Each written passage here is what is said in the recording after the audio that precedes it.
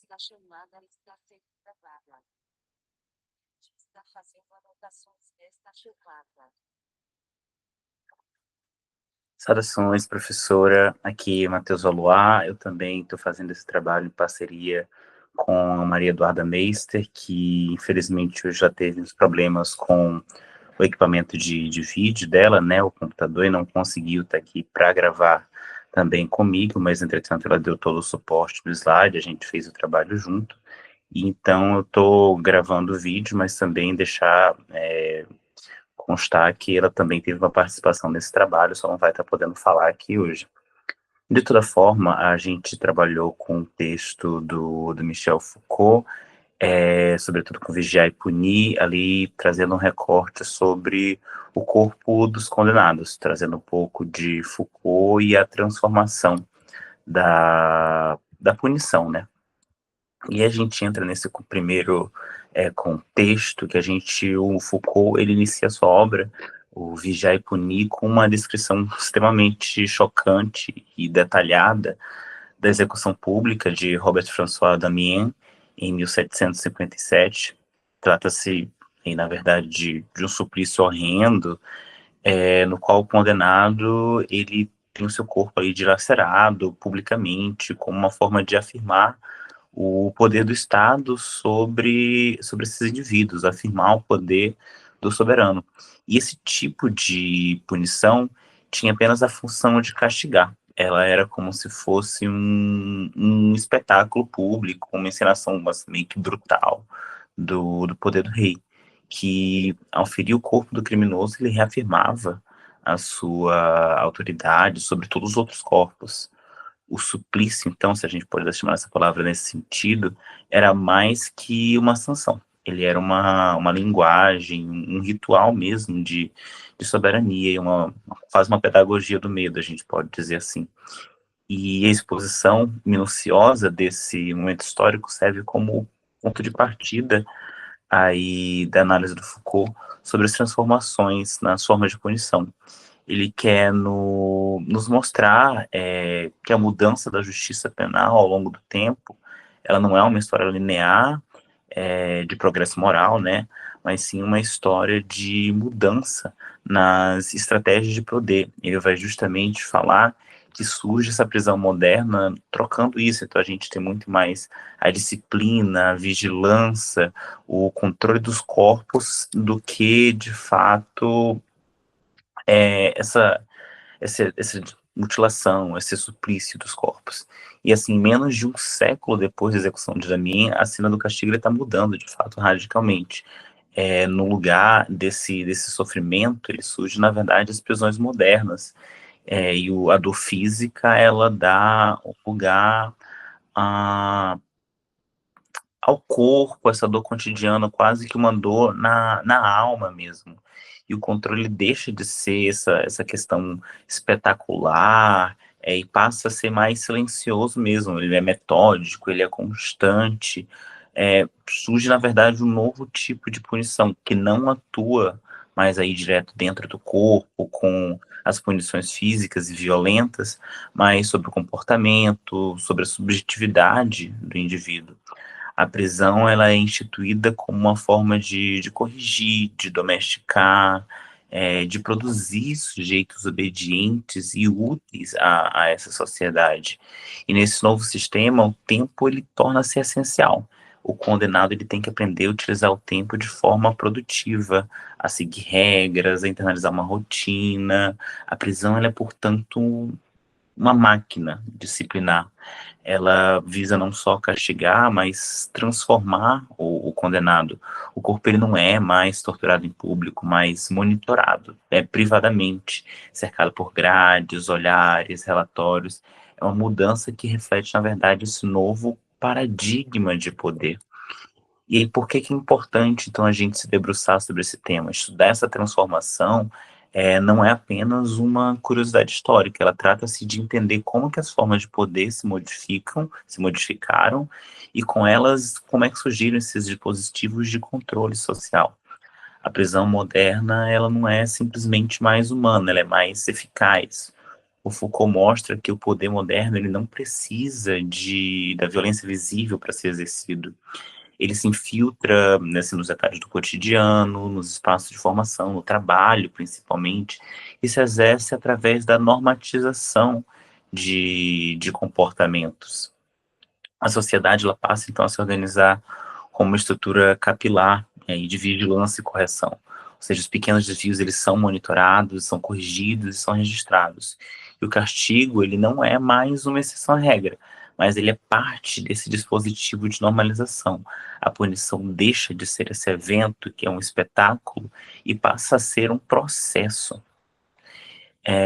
Enfim, e até entendendo um pouco mais sobre como que a sociologia ela, se integra junto a isso, a sociologia contemporânea é uma aliada fundamental para a gente poder analisar esse processo. Ela permite perceber que a punição não é mais uma resposta ao crime, é uma tecnologia de poder mesmo. E o Foucault, ele propõe que a genealogia da punição, ela conecta o surgimento da prisão a uma mudança muito maior, o advento da sociedade disciplinar. A gente tem diferentes instituições nisso, as escolas, os quartéis, fábricas, hospitais, todos esses eles passam a moldar os corpos e as condutas através de rotinas, vigilâncias, exames. E até se a gente pensar numa questão mais recente, os próprios campos de refugiado, onde as pessoas perdem essa autonomia sobre os próprios corpos, sobre o próprio tempo, enfim, para trazer aqui outros exemplos. Então a gente vê que o castigar, ele não é apenas reprimir, é produzir essas subjetividades que são adaptadas à ordem social vigente.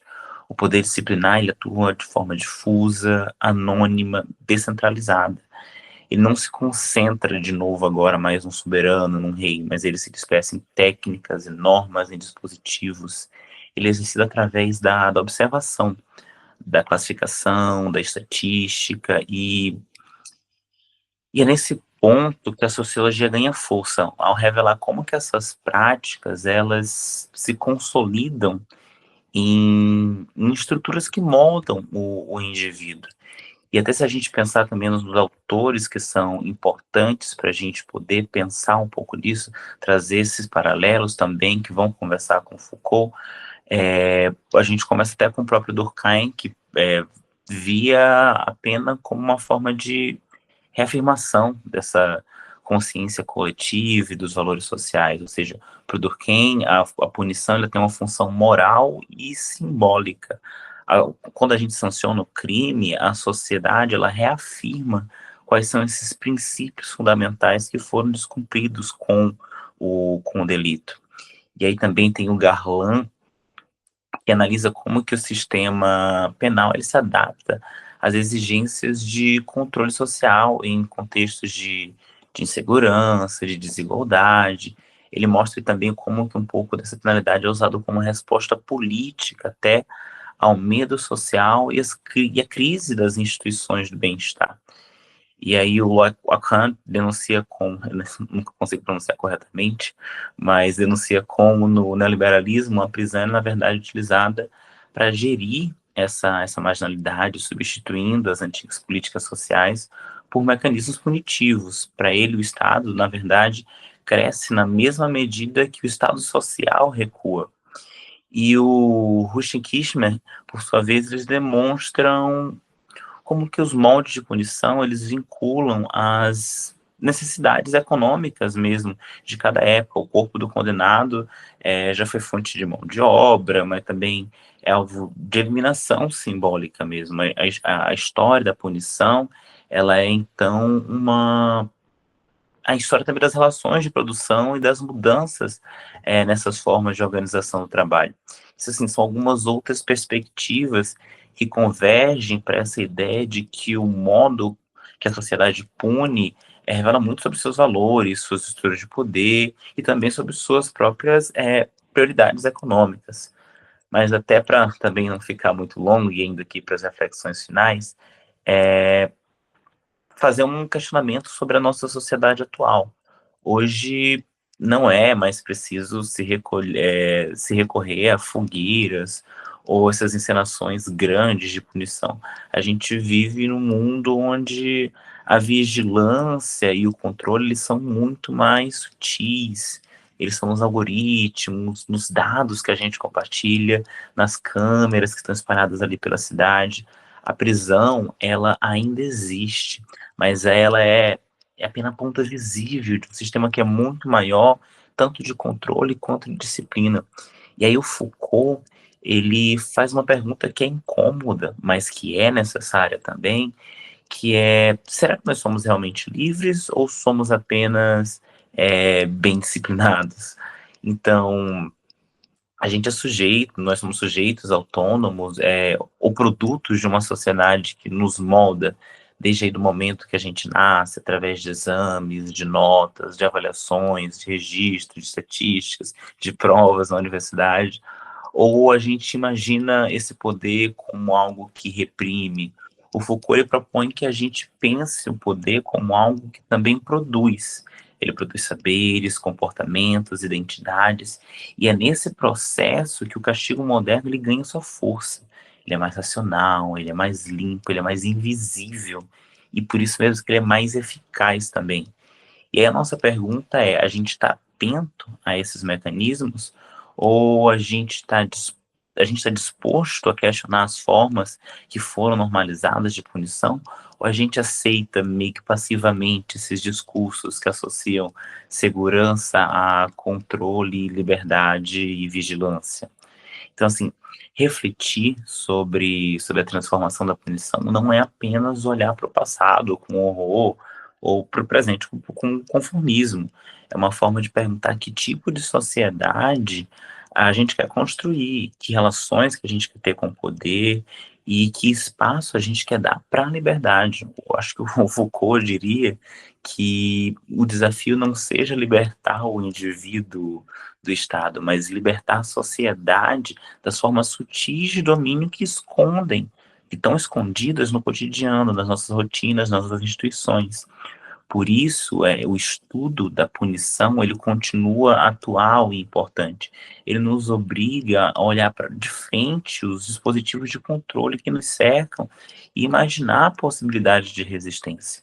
Se a gente quiser se aprofundar um pouco mais nisso, a gente pode, de fato, estar vendo até os próximos capítulos aqui do Vigiar e Punir, e lembrar que a história do castigo ela não é apenas uma história do que se fez com os condenados, mas também do que se faz com todos nós, em nome da ordem, da segurança e da normalidade. Mas é isso, essas principais reflexões que a gente queria trazer para esse texto mesmo do Foucault, e a gente fica à disposição para qualquer dúvida que tiver. Obrigado.